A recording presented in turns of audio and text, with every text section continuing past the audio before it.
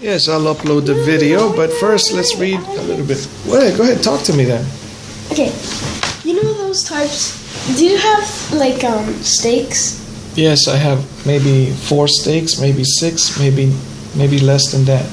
Can you show them to me? They're inside the tent, yes. Do you have the tent? The tent is in a box, in a bag, tent bag. Can we set it up? What do you need them for? I want the steaks and I want the tarps. The steaks are like hot dog skews. They're very skinny. They're not the red ones. I think. You want to set up the tent or the tarp? The tarps. I don't want to use the tarps because the grass is so tall. Somebody should cut it. I'm just waiting for your mom to say when. Why do you do stuff like that? Why don't I take any action and cut the grass on my own? Yeah. Because she complains about everything, so. Like what? Well, she says I don't have a job, son. No, if I'm cutting grass out there, isn't that a job? That's a chore. That's a chore. Okay, so if it's at home, it's a chore. But then when I get a customer that calls me and says, come cut my grass, sometimes she says you can't use my lawnmower. So you see? Mm-hmm. You see, she and I have a problem communicating. She wants the same things, success. I want success. However, we are at opposite ends. Success to me is homeschooling. Success to me is living in a tiny house the size of the room I live in. Mm-hmm. Do you know why I want the tents? Or not the tents, the steaks? Yeah, the tarps? Tarps set up. Mm-hmm. I want them in like a square, a huge square. Then I want to put the steaks in so that we can swear on them. Oh, so you want a platform? Yeah, because then we won't have to go fall in the grass. And these are my new pants that someone in Honduras got. Very nice. And I like them. All right. They're like red. We could still spar without the steaks. I mean, we could use the steaks. I have them there. Yeah, it's just I that just once need you the put them in the tarps. grass, they could get lost. That's why. Oh, we'll pick up the tarp. What time of the day do you want to spar, son? A few minutes for now. All right then. In the middle of the day, you want to spar in the middle of the day. How long do you think we're going to spar for? Like 10 minutes. And we're done. All that work for 10 minutes of pleasure? So, where do you keep them? I'll help you find them after you make this video. Come on. The harvest and the seed. You sow, you reap what you sow. So we're reading the preface still, I believe. Go ahead, son. The reason I am writing of God's seed, principle, law of sowing and reaping in great detail is to help you to understand how this divine biblical principle works. We reap only where seeds have been sown. A man will always reap just the kind of crop he sows. Galatians 6:5-8 TLB. What's that? The Living Bible? Okay. Maybe that's what it stands for? We always reap the same seed kind as once sown. We reap in a different season than when sown. We usually reap a multiple of the seeds previously sown, and we reap in proportion to what has been sown. We reap only from the past today, for our future harvests are affected by what we have sown today. We reap the full harvest of the good seed sown only if we persevere in faith. We must do this in spite of negative counter influences, opposition, or discouragement.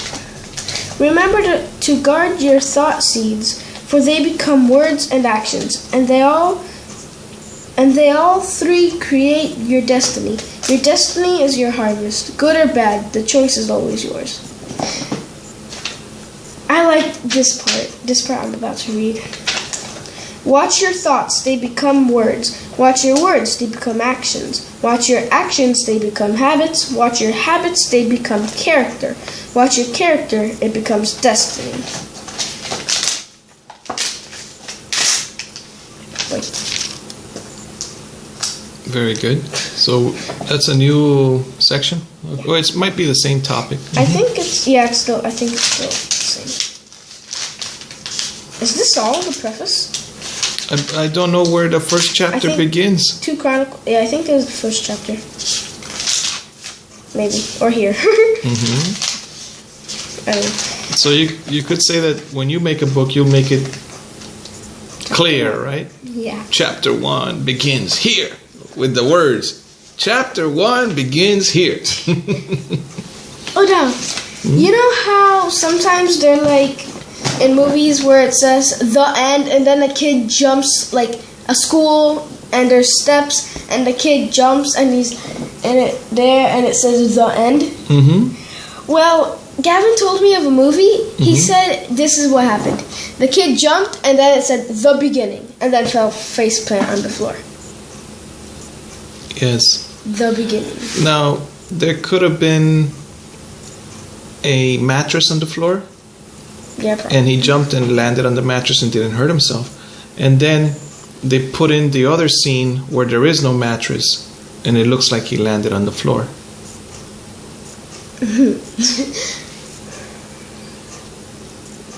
The beginning. There was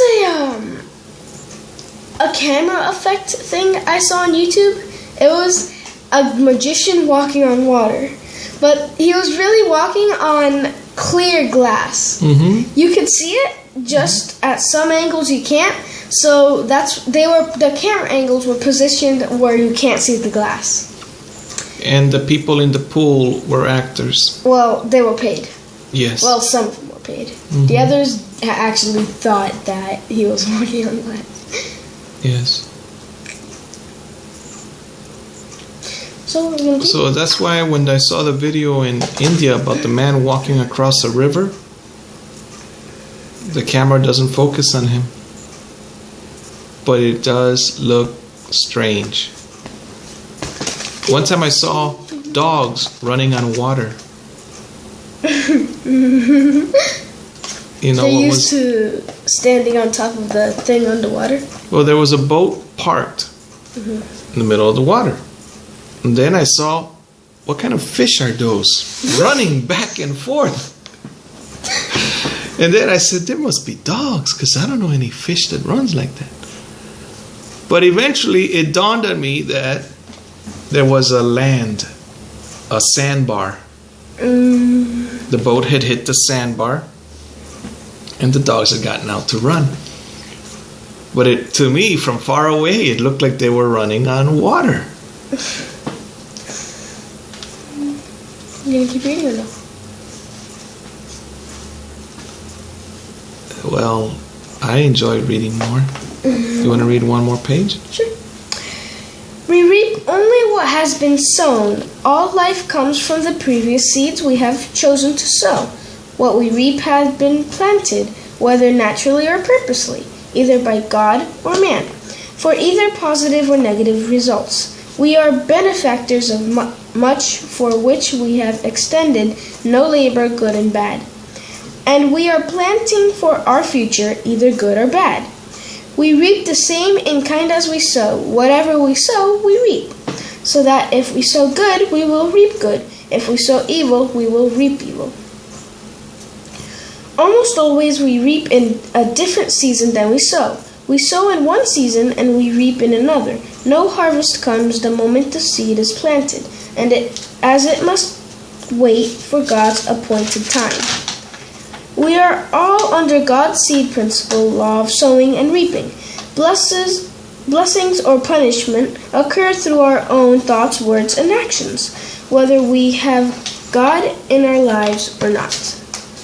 It is up to us to learn how to work with God's seed principle law so we can reap the goodness of life, and learn how to avoid harvesting the negative into our life. This book, The Harvest and the Seed, will teach you how to greatly improve your life, and in some cases even dramatically improve it, whether you are a saint or a sinner. The choice of the kind of future harvest we'll be receiving is up to us, each one of us, and no one else. It's kind of confusing because it keeps saying reap and sow and reap, and then back to reap and sow. And it says that the choice is ours, a saint or a sinner. I want you to be a saint. I want you to be a holy man.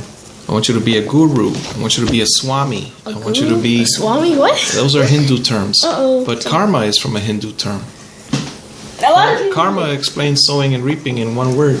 Yeah, karma. It's like, remember that video where they were in a car and then he opened the car door while they were riding and he was like... Yes. And then what happened after that? Another car hit him Oh, yeah. while he was getting out.